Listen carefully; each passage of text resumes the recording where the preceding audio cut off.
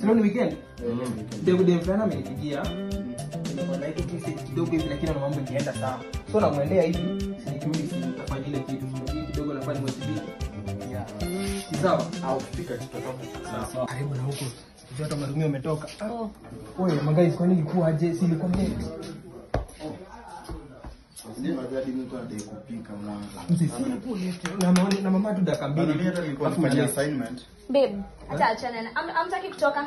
Haina shida. Acha sisi tunaweza handle tu nyote. Haina shida. Like unasema sisi wote. Hizi vitu happen. Cheki wewe ni fresher, sawa? Acha hizi vitu happen. Ikikuzidi tutakuokolea. Hizi vitu happen. Ama vipi nyinyi yani nyinyi wote kwa mtu mmoja. Hii ni campus, sawa? Mimi nilikuwa nipike, lakini kama utatuhandle alafu tutapika baadaye. Sawa.